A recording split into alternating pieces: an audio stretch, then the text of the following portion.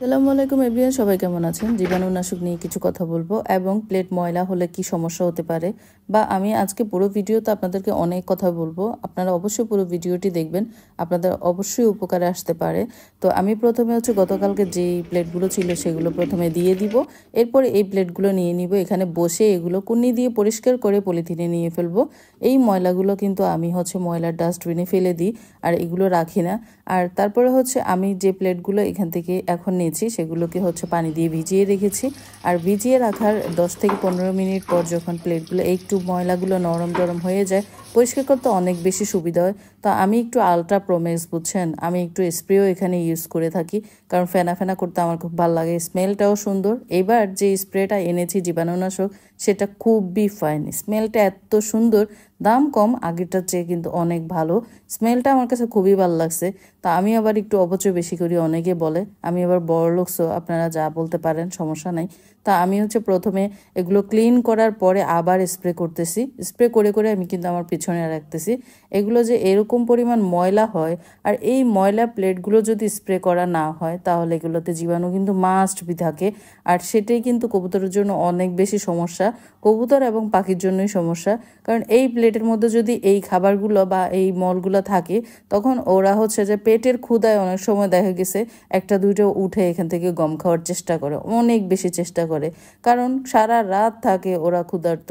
তো সেক্ষেত্রে ওদের কিন্তু সকালবেলা হলে ভোরে একটা দুটো হলেও খেতে ইচ্ছা করে, তো ওরা এখান থেকে খেয়ে নেয়। তো সেক্ষেত্রে এই প্লেটগুলো পরিষ্কার করে রাখা এবং জীবাণুনাশক স্প্রে করা খুবই প্রয়োজন।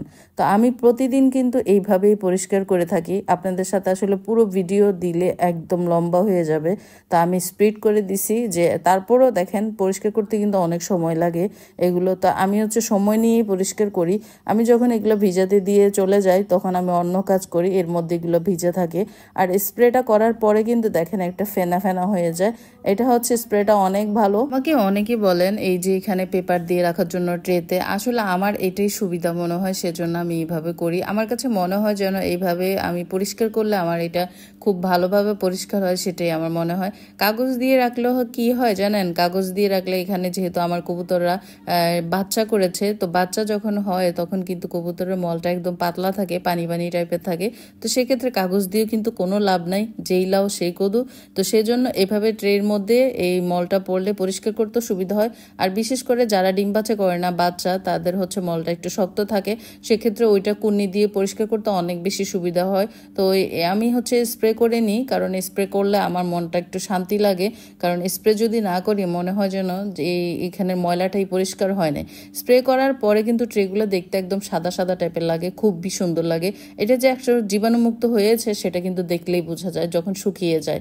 এইভাবে ট্রেগুলো পরিষ্কার করার কারণে কিন্তু বদহজম থেকেও রক্ষা পাওয়া যায়। মাশাআল্লাহ, প্রত্যেকটা কবুতরই মোটামুটি আলহামদুলিল্লাহ ভালো আছে। যদি কবুতর ট্রে থেকে খাবার খেয়ে থাকে তাহলে তার মাস্ট বি কিন্তু বদহজম হবেই, ওই কবুতরটা জিমাবে, অসুস্থ হয়ে যাবে। একটা কবুতর কিন্তু দেখেন, আমরা মানুষরাই কিন্তু বমি করলে আমাদের দুর্বল লাগে, কাহিল লাগে, আর কবুতর বলেন কতটুকু অশান্তি লাগে, তাদের কাছে কত কষ্ট লাগে, সেটা একবার ভেবে দেখেন তো।